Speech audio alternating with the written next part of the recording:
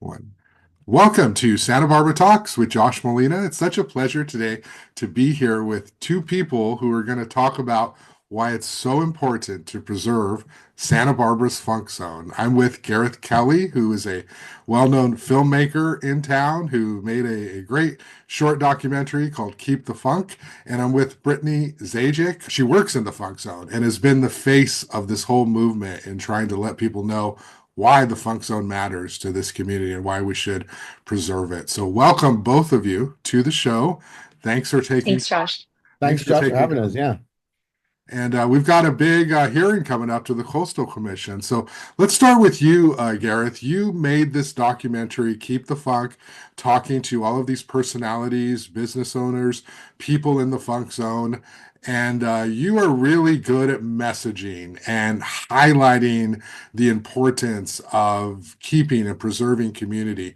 Talk to me about your film and why is the funk zone so important?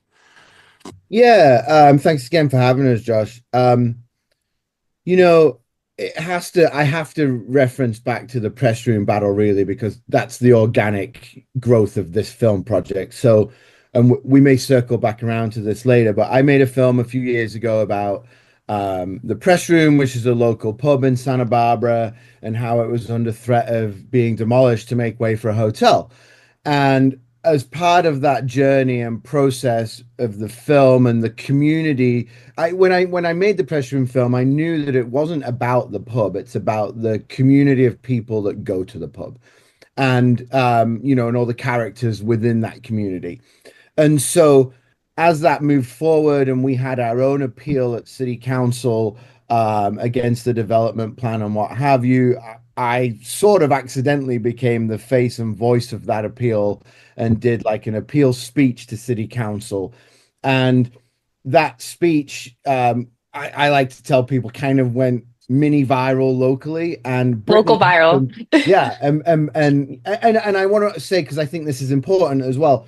I'm very much a working class guy from a working class background in the UK, and so, you know, I have lived my life realizing that sometimes the working class, the ordinary people that actually make society run and cities run and do the important jobs, don't always have the voice at certain meetings that people in positions of power have, whether that's a developer, what have you. So I've always lent into that a little bit in my storytelling, is to try and uplift those sorts of voices. So anyway, at that city council meeting, Brittany was at the meeting and she slipped me a note and said, let's get coffee. And I had no idea what it was about. And I had seen little bits of stuff in the press about the hotel coming to the funk zone, but I didn't really know much about it in terms of the details, the agreement with the family back in the day. I didn't really know anything about that. So Brittany and I grabbed coffee, and Brittany filled me in with a lot more of the information and what's going on in that particular part of town. And I'd only ever really been to the funk zone as like the rest of us, right? Go there for some beers, maybe some food or what have you. Um, and as I learned about the project, and Brittany asked me if I'd be interested in doing a film about this issue, it's very similar to the press room issue, but different. And so I said yes. And so we did a 3-minute short film last summer, I Yeah. believe. And I'd always in the back of my mind thought, with a bit more time and resources, I can probably take this 3 minutes and flesh it out a little bit and do a bit of a deeper dive, and create something to submit to Santa Barbara International Film Festival. That was sort of always my plan. And as I can't help myself, I ended up at various meetings, both planning commission and city council, as well as spending probably 30-40 hours before Christmas watching a lot of these meetings on YouTube on double speed to try and Oh, pull clips and sound bites and what have you. The stuff I that, feel for you. I watch them too. yeah, the glamorous side of filmmaking that people don't see. But I became more aware of the project and the issues and concerns on both sides, right? And and certain things jumped out at me that I felt strongly about or wanted to focus on, and and again, it all comes back to what I started with in some ways, is that there's not always a great vehicle for the more working class, people of the community to perhaps have their voices heard. And this is as simple as, and I've said this repeatedly to city council, planning commission meetings are what, Tuesdays at 11 a.m., right? Most working people can't make that meeting, right? And yes, of course, Zoom has helped with the availability and stuff, but it's really difficult still for working people to make their voices heard. And the same with city council there during the afternoon. And Santa Barbara is actually, because I looked into this, Santa Barbara is one of the very few cities left in the entire state of California that has a during the day city council meeting rather than an evening city council meeting. A lot of cities have shifted because it then provides better access for working people to come and speak on issues. So all of these sorts of things jumped out. And anyway, this is what ended up with the film. And I like to try and tell, you mentioned messaging, Josh. I like to sometimes try and add some, some humor in there and some comedy in there. And oftentimes this stuff writes itself, with the characters and stuff. So that's kind of, the evolution, everything. And I've talked far too much now. Well, your voice, obviously, you have that accent. So, us Americans, we love that stuff. So we're instantly listening. And and then, you're a straight talker, right? So much of what happens at these public meetings is kind of a show. People say what they think people want to hear, and they try to be polite. And you just went in there and just said, this is bad. In that case, it was, related to closing this community institution, the press room showed sort of all the unity that has happened there over time. And so yeah, you have that ability, you have that gift to make people pay attention. So now with this effort, this project, there's this big hotel that is, was it 250 room hotel that is Yeah. planned to go into the funk zone. This was hatched years ago. It was part of I guess, some sort of development agreement made with previous planning commissioners. And it took them a long time to pull the trigger, funding, financing, all that stuff. Now they're coming back and saying, hey, we want to do this. The problem with this is that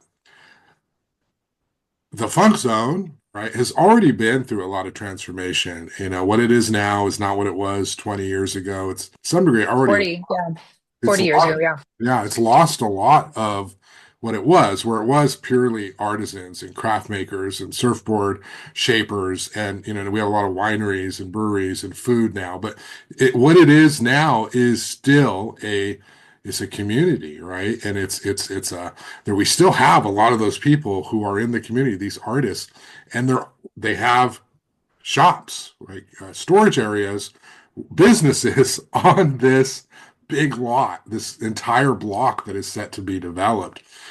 Uh, Gareth, give us an idea for those of us who haven't had the opportunity to see this film. What is the mood? What are the artists saying? What are the employees saying about what this hotel would do to destroy or impact or affect the neighborhood? Yeah, the way I see it, and Brittany can probably chime in a little bit as well, is I think the mood is a little bit of frustration, and again, not to completely always go back to the press room, but I think this is, there's been multiple hotels now. I know that City Council discussed a moratorium on hotels, primarily because we know there's such a dire need for housing, right, in Santa Barbara. It always comes back to housing, it seems. And so the question becomes, do we need more and more hotels? And we all know that Santa Barbara is this huge tourist, attraction. It's a huge part of the local economy, and that's great. It's one of the things that makes Santa Barbara what it is, and no one says that that's a bad thing necessarily. But I think from the ordinary person's point of view, they just see these wealthy developers, often from out of town, that don't always understand the community, come in and go, we want to build a new hotel. And then and then all of a sudden there's three or four or five hotels in the system. And it's like, but where's the housing projects now? Not to turn this into a giant debate about housing, because we know there are challenges with housing as well. But it's that lack of understanding of the community sometimes, I think, because, and this came out in a lot of the meetings, is that, you know, any hotel, whatever the size, whether it's a giant monster of a 250 room hotel, which would actually be the second largest hotel anywhere in Santa Barbara behind the Hilton, um, or a small boutique hotel, right, which would probably be preferable for a lot of the community. The question is, it's going to have an impact on the housing, of where people live and also the workers, and the developer argued a lot about this is like, where are the people that are going to work at these hotels going to come from? Not only where are they going to come from, where are they going to live? Right? Can they live in Santa Barbara or are they going to have to drive in or take a bus if there is even a bus, right? And so there's all these issues about housing, and it just seems to me as a layperson that developers just sort of find these ways to maneuver around these issues around housing. And in this case specifically, and I made it very clear in the film because it jumped out at me, the developer kept saying, if we make this hotel smaller, it won't pencil out. It won't pencil out. This is too expensive. It won't pencil out. And yet, on the flip side, when really pushed, they suddenly found $500,000 to contribute to the housing trust fund. And Yeah. then when pushed a little further, they found another $500,000 to contribute. So now they're at $1 million. And so I simply don't buy that $100 million development suddenly doesn't pencil out when they keep getting pushed to find these ways to maneuver around. And I know some of city council, and they've got to know me, as you can imagine, right? And I said to them, I said, they probably could have got significantly more money for the housing trust fund than the 1 million they got. Yeah. But they were so terrified of being sued by the developer, I feel like, that they sort of caved, right? And again, I'm a straight shooter. That's how I see it, right? People will, think differently. But it just seems to me there's all this power often with the developer and less so with the community. And I joked, right? I certainly don't have the power or the resources, but if all it took was 500,000 and then 1 million to get this project approved, if I was a wealthy individual, could I have said I'll donate 1.5 million to not get it approved? Because is that where we're going, right? It just doesn't sit right with me that a developer can sort of, donate this money as a kind of nod to like, well, that will get us an approval, right? Because it just doesn't sit well. I want to get to Brittany in just a second, but first, Gareth, what characters stood out? The people who you filmed, who stands out as somebody who's obviously Brittany is all over it, Yeah. well, but who stands out as wow, this person's message is really compelling? I think Wally, right? I mean, Wally's in the film a lot. Wallace Peart. He's an incredible artist. He's such a great and charismatic character, and he dresses like no other dude I know in California. And he eloquently summed up in the film what the funk zone means to people like him. And he's been around forever, right? And he remembers it years ago. And he's got this incredible art studio that he sells this incredible art all over the world. And we're talking like pictures that are like 30, $40,000. These are not like little amateur art pieces. This is serious stuff. And he does a lot of the art in specifically the storage container area. And so I think he speaks a lot to the issue of somebody what that would be displaced, but it's also kind of sad in the sense of he feels like he's just fighting against something that he's not going to win, and it's kind of sad in some ways because he's not saying, like, none of us are saying let's not develop this and do something different with the area. I think it's this sense of, do we want this giant monstrosity that doesn't really have the community within its design, and like, respecting what the funk zone is. People go to the funk zone because it's the funk zone. If we completely gentrify that area, then it'll just be the funk zone in name and might not be as popular, so that whole aspect. But I think Wallace, and there's other people, Henry, who had Love Market, I think, Brittany herself, because she lives there. I could have done more and more people. I just, time and money, right? When you're making a film and stuff. But then on the flip side, I think it's important to note the characters of the developer, right? I can't remember his name off the top of my head, but he just he just seemed to get increasingly pissed off every time he was questioned about anything. particularly about the housing. And the thing for me is, again, as the layperson, is like you're just looking arrogant in the sense of, oh, why are we even dealing with these people and this stuff, you know? And I have another good friend who's a developer in town, and I had coffee with him, and I said, you guys keep missing the trick. You all know about me now.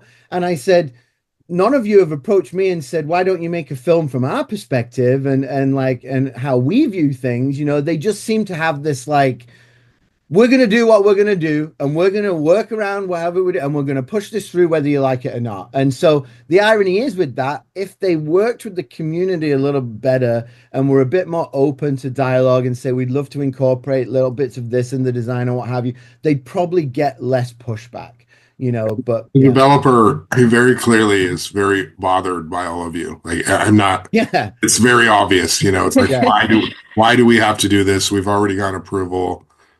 Deal with it. We'll, Well, we'll cut a and deal if we'll give you more money right now. yeah, and just to add quickly, you know, the architect Brian Cannell, who I know Yeah. is local and has done a lot of great projects, right, and does good work. He noted that, you know, this project has been years in the making and it's taken a lot to get here, and it's really difficult to build anything in Santa Barbara and what have you.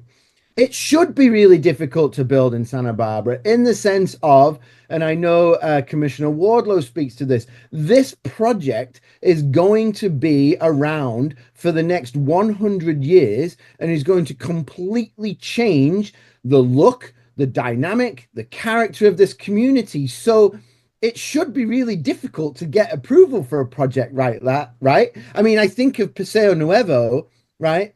That project is however many years old it is now, and it's been through a bunch of ups and downs and is now empty. So that project is having an effect on the community today, 60 plus years after it was built. And of course, the people that built it are long gone. They've made their money. I think it's been bought and sold a few different times. And so the people that are starting a project are not necessarily going to be the people that are having to deal with the consequences of that project 20, 30, 40, 50, 100 years down the road. So I'm of the opinion that it should be really difficult to build a project like this in Santa Barbara. And just for the record, Paseo Nuevo, I think, is 40 years old. Okay. Yeah. Yeah. I was built within my lifetime. So I don't know, I'm not 60. So, okay. Yeah.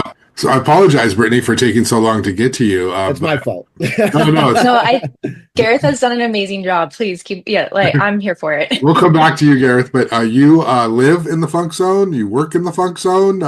What's going on from your perspective? You are in Gareth's film, and you eloquently talk about what the funk zone, what the community will lose if you have this. This is not a small hotel. This is 250 rooms. And for the record, the developers, I'm covering this objectively and fairly, and I have. But I mean, you can't deny this is a huge hotel for Santa Barbara. Brittany, what's Yeah. going on from your perspective? What's your take? You know, thanks, Josh. Like the biggest thing that Keep the Funk has tried to do over the past several years regarding this project specifically, Keep the Funk is so much more than just this project, but this is so top of mind right now as this continues to move forward in the approval process, is bringing awareness to our neighbors, to our community of what's going on.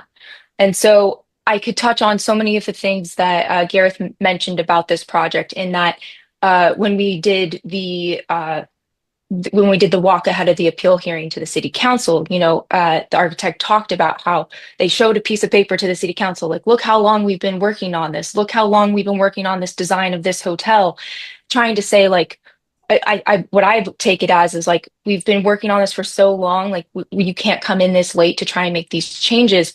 But from the other side of as a community member and the frustration, mirroring what Gareth said, in that is, why did it take up until the planning commission hearing, where the planning commission mandated that the developer has a community meeting to then introduce this to the community that is going to so widely impact? And so, to be bragging about how you're behind closed doors working on this design for the past 10 years, but then it's not until you were literally forced by the planning commission to have a meeting to tell the community about this is where there's so much frustration because then all of a sudden we get more information about what's coming on. It's the second largest hotel in the city of Santa Barbara. The only one that's larger than that is the Hilton Beachfront, which is across 6 acres. This is 4 acres of suitable housing land, and it is quite literally in the heart of the funk zone. And so the frustration is the disingenuous attempt from the developer side to say that this is not going to have any impact to the funk zone and that there are community benefits that this hotel is bringing because it's updating the sewer line. And anyone that lives, works, participates, supports the local businesses, does the art in the funk zone knows that there's so much more to be said in that statement and in what this massive hotel is going to both impact the overall neighborhood funk zone community, but also so much more than that. And so so many people within the city at the city council level say, well, this is a container land. This is an eyesore. This is gross. Like, we should clean this up anyway. Yet when we talk about the history of the funk zone and how so many of those businesses have been there longer than I've been alive, is, well, that's what made the funk zone what it is today. And so paying homage to, sure, like, a shipping container yard may no longer be the best use of that space, but I think then it's presented as like, how is this the only option? We are only being given the option of a 250 room hotel that is close to the public, has no open space for the community to gather at, and has no design principles that would relic or pay homage to the neighborhood, right? And so that's where the community frustration is stemming from, saying that why are we coming in so late into this approval process and saying that the only thing that can exist there is this massive 250 room hotel, not like, and there's 2 other hotels in the funk zone, broadening this out to like the larger general funk zone conversation. There's 2 other hotels, and they're both being planned and designed for as boutique hotels who acknowledge their existence in the funk zone. They're pretty cool designs. They are going to mimic, or they're going to play into the neighborhood and the funky culture, and that minuscule attempt alone to try and lean into the neighborhood and not just shun themselves of, well, this is design we had to do because we signed an agreement 40 years ago, and this is our interpretation of an agreement that was made 40 years ago, and my interpretation is the only interpretation of what that 1983 specific plan agreement was. And so I can stop there for right now, but I mimic so much of what Gareth said about what frustration this brings to the community, and kind of why we're at where we're at. One of the things that stands out about the funk zone is how organic it has developed. If you look at all the conversation related to State Street, the city has attempted to manage State Street for years. And of course, COVID, everybody was impacted. But heavy efforts to manage a street, a retail area, a commercial area don't always work, right? And the funk zone for so long was a organic community, and the rents were a little bit lower, and eventually, right, people caught on, and so there was investment into it. And so we're seeing some of the same companies and businesses, the artists who are there, the small retail shops, the crafts people, and then you have, of course, wineries and some breweries, but it's very young, or act young kind of place. It's a place where people go to have fun, and it's a destination with no parking plan, no real oversight by the city. And I think that's one of the things that people don't understand is that the funk zone, you can't create that kind of culture if you tried. It just sort of came to be. Yeah. And now you have developers, and yes, they own the property, and I understand the history, but one of the things that's being threatened is if you put a big hotel in there, you have a lot of people now within the community, whether, tourists or the owners who aren't necessarily part of that shared history, of how we got here. And so I think that's what's impacted. And then you open the door to that. What happens with some of these other properties? And then eventually, the people, 50 years from now will be saying, remember, we had a funk zone and then it got bought out by corporations and we lost all of it, and I think that's what's at stake here. It's not just a new hotel in Santa Barbara. And so that's what you all are fighting for. To the degree either Brittany or Gareth, you want to talk about the culture, right? Help people understand. Wallace in the film is talking about, he walks, he goes to coffee here, he says hi here. Um, what's it like to be in that community? I mean, maybe Brittany, this is for you. You're there every day, right? What's it like for you? Yeah, Josh. Well, you nailed that just so on the head of just so the funk zone has gone through multiple iterations over the course of its 100-year plus history, and it's going to continue to do so. No, we're not, we're all acknowledging that it is going to continue to evolve to whatever it is in the future. However, I genuinely believe till date, the investment in the community has been local. It's Mm. been an organic development, as you mentioned, and now this out of town, and now when we're being threatened by massive out of town real estate investment groups coming in, and that's where we're seeing. That's why this is such a big deal. That's why this it is so important to understand that this is the first, but it won't be the only one. Mm. And if we just as a community, if we just allow without any fight or without any better understanding, without any agreements of what happens, or allowing these out of town developments to come in, then it just takes up the rest of we lose what is the funk zone. We lose the local investment. And so for me, um, a day in the life of what it means to be both a funk zone resident and work in the funk zone. You have the opportunity to wake up and you are steps away from the beach and walking along the beach path or walking up to State Street. Um, you get your coffee at Dark Coffee. That is a locally owned coffee shop where oftentimes the owners are in there and you get to say good morning. You then are surrounded by local residents who also at that exact time, maybe 9 o'clock every day, you're in line with the same people because we're all grabbing coffee at the same place. You get to work at the co-working space at Kiva down the street where there's just a confluence of all local businesses and workers coming to spend their day in which they bring in local community businesses from Mother Dough Bagels and Satellite Kitchen into the funk zone to be able to enjoy those foods.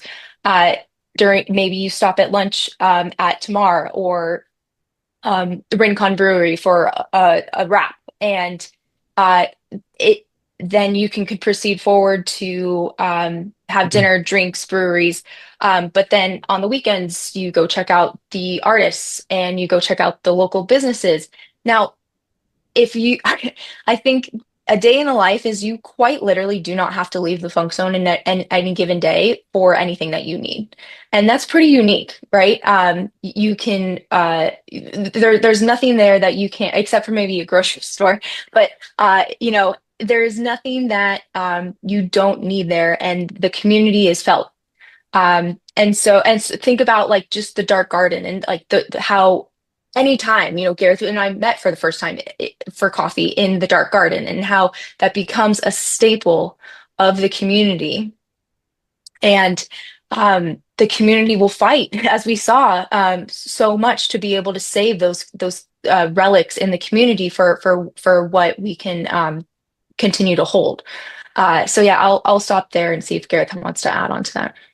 Yeah, I just, I think Brittany's right on. I just think off the top of my head, I think of Shalhoub local. I think of Topa Topa local. I think of Dark Coffee local. I think of all, Lucky Penny and Lokita and the Lark, a local, very, highly regarded, hospitality group that's local.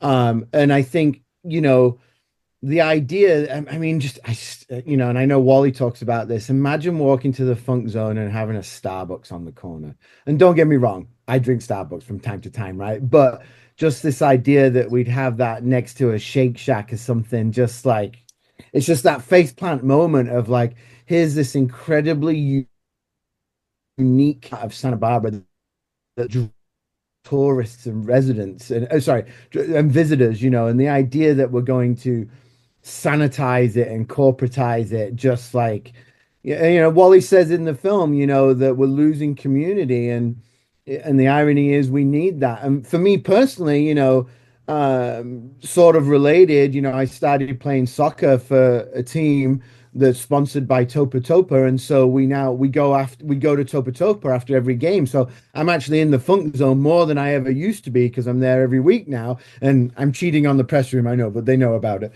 But just being able to go there on Sundays, I absolutely pay a bit more attention and like see who's around in the community. And Brittany's right, you've got all these new mothers with their babies go to the dark garden in the morning. It's a very unique and special place, and I think we should do all we can to preserve some of what it is, whilst also recognizing it is going to develop. We're not saying you can't develop it, and we understand like development is going to happen, but I think it's how it's developed, and I think we really need to be really careful about that. Yeah, definitely well said, both of you. You're going up against, like you mentioned, the architect, Brian Grinnell. He's kind of royalty when it comes to architects in Santa Barbara. He's building, designed the new police station, buildings all over town. So they were very smart to partner with a local architect, and they picked, one, if not the number one architect in Santa Barbara. How do you feel as though the system has treated Keep the Funk? The city council, it was not a unanimous vote when they, I guess, denied the appeal. Do you feel like they're listening to you, or do they feel as though they can hide under this idea that this decision was made a long time ago? Our hands are tied, and if we break it, we'll get sued. What is your take on their leadership on this issue? Gareth, do you want to go first or should I? Yeah, I'll jump in with a couple of things. And again, as much as I made the film, I also went to a lot of these meetings in person. I think I even saw you, Josh, at a couple of them, right? So I was there and I saw these things happen in front of me. And there was a couple of things that really jumped out at me. The chair of the planning commission, I can't remember his first name, Mr. Balky. John Balky, yeah. Right. And I guess he's a bit of an expert in this field. I think he's been in construction development, whatever. I'm not 100% sure, but he was coming from a position of expertise. And he was really stuck on the housing impact. And he, suggested strongly that there should be an independent housing impact study done of the project. Yeah. And which I think most people would agree with, right? Just in the sense of, that will have you. The reason I'm bringing this up is because you asked about the system. Yeah. The thing that jumped out at me about it was, as they're talking about this impact study, this housing study, and the independence of it and everything, the assistant city attorney, and this is one thing I noticed that I'm not a huge fan, I feel like they put their finger on the scale sometimes, in that she said, the developer has to pay for the housing study, right? Sure. And so fast forward a little bit, they have a guy from a housing study group. He sat with the developers. He's been paid by the developers. Mhm. He gets up and says, this is my independent study and I determined this. Right. And Chairman Balky was like, I think you're way off, Yeah. right? but it didn't seem independent to me, Yeah. right? And so and I don't understand necessarily the nuances of like how the city can or who pays for that housing study, but I know from a basic principles point of view that an independent housing study shouldn't be paid for by the developer, Right. right? It just seems a bit absurd. And so Perception is wrong there. Yeah, yeah. perception, right? And there was little tiny moments like this all throughout the process that I really just didn't sit well.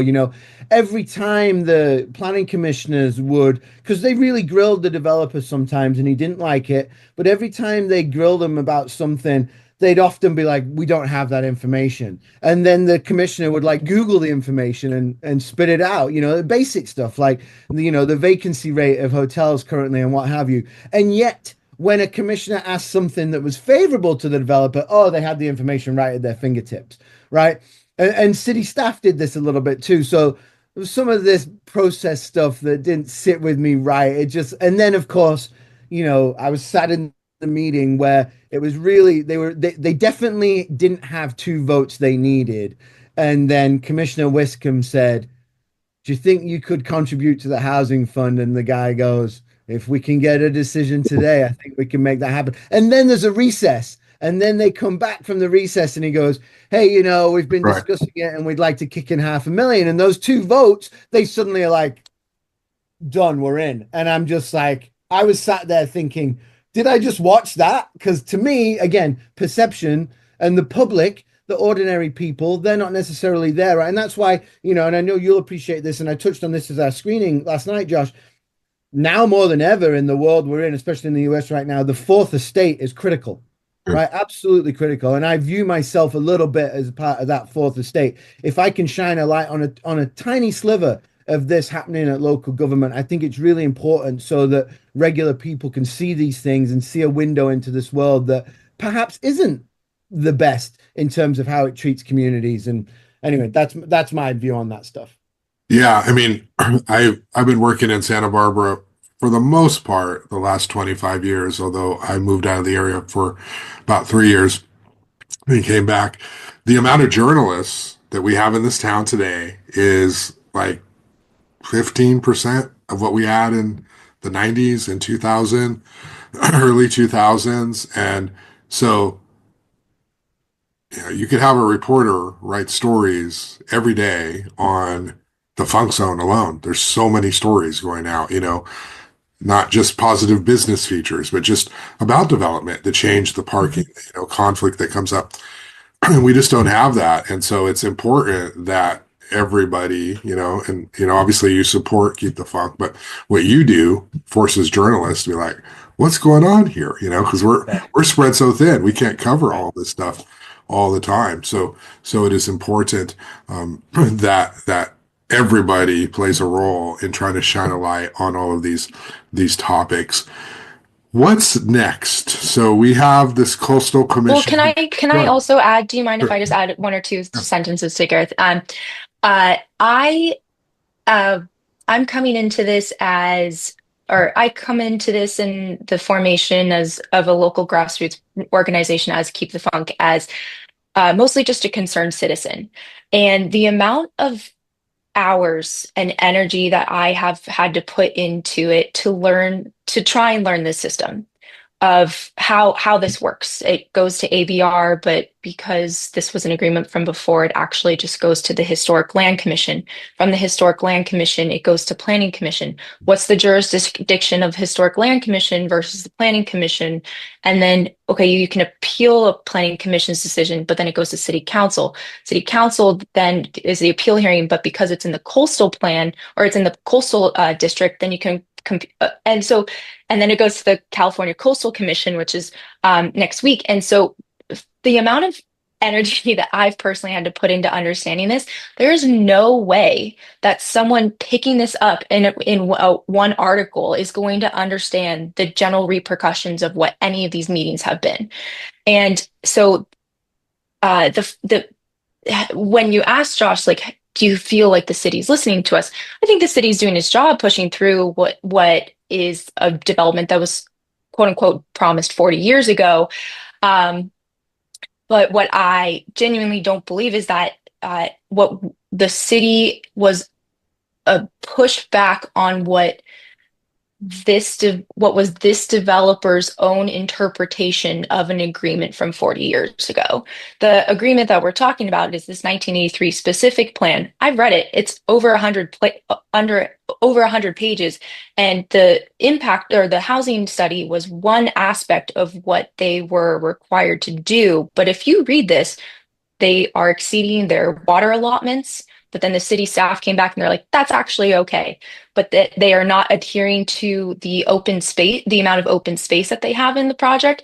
And then again, it's like this wild interpretation of like, well, because the ravine we're redoing the ravine, like that counts as open space. But like none of us can go gather in with it as a park within a ravine ditch that they get to count as open space. And so and then so I don't think that the city is hearing us in that, this was one person's interpretation of an agreement 40 years ago, and there was so much we could have done at the city level to help shape this project that we've been asking for this whole time.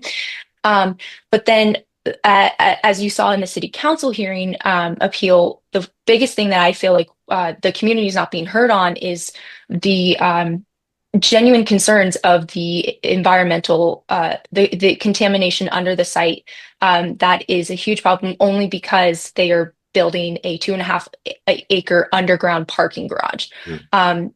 That is the only reason that this massive undetected plume or unclassified contaminated plume underneath is even being considered a problem, is because they're digging down for what is going to be 2.5 acres of an underground parking that has the potential to contaminate our groundwater in the surrounding area. Mm. And so that comes up in CEQA, which I'm not an expert in by any means, but they are relying on a 2011 environmental impact report. And so this whole conversation, which I've super appreciated today, is think about how much the funk zone has changed, even just in the last 6 months. How many new businesses have opened, how many things have changed. But then if we consider how much the funk zone has changed from today versus 2011, in 2011, I don't think we were as aware of the future implications of sea level rise and the flooding that we deal with now every water season, when Garden Street underpass is literally flooded and the funk zone literally closes its businesses for the day during the large rainy days. And so to be for the city to be okay with the 2011 environmental impact report and not asking for an updated one, which in the appeal, Kristen Sneddon, who's arguably we're beyond more qualified to be able to ask for that, but then for us not to even get an updated environmental impact report, I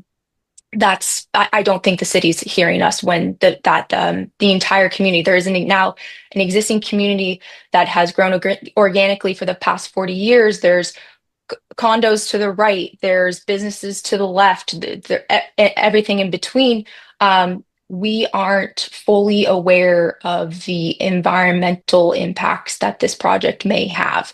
So that's where I don't think that the city's hearing us, in that we should really have requested an updated environmental impact report. Of course, the developers are not going to do that unless they're mandated, because that's probably going to change the numbers on how big of a project they could bring into the space. I just want to add one really quick thing, Josh. You talked about whether being listened and all that sort of stuff. Council member Oscar Gutierrez, when he voted to uphold the appeal, him and Kristen Sneddon were the only two that did. Oscar said a really, really important thing, and that was he has listened to people in the community, his constituents, and they are against this project as it is. And so he suggested that as an elected official, he is supposed to act on what he thinks is what his constituents want. And I think we're losing that a little bit, in the sense of so many of the city council, they seem to listen to city staff, and city staff makes a recommendation, but they're not necessarily listening to the people that elected them to that seat. And isn't that what that's supposed to be about? I understand they have to protect the city a little bit and have probably a fiduciary requirement to not harm the city, but they're an elected official. The idea that they're going to go against the overwhelming public opposition to a project because city staff say, well, they've ticked every box and it's a legal thing. Just again, it's that whole thing about democracy, right? And of course, since that appeal was denied, there's also been a change on city council. Wendy Santa Maria is now, and this is in her district. Now it's not her fault. It's not council member Gutierrez that's now no longer there. It's not their fault that the timing was between these two elections, but there's that sense of like people voted for Wendy for a specific reason and the ideals that she aligned herself with, but she didn't get an opportunity to vote on this important issue. So that's all I wanted to add about that. Yeah, well, both of what you said is, really, really compelling and right on in so many ways. A lot of sadly, I cover elected official, I cover government.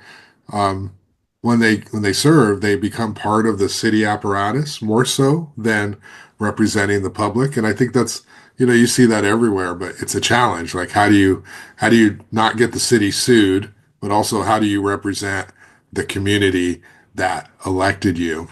And I think district elections, there's so much to be said about the diversity that it brings, but also a lot of times people kind of check out if it's not in their district. And you don't want that either. You want people who care as much about the funk zone as they do the Mesa.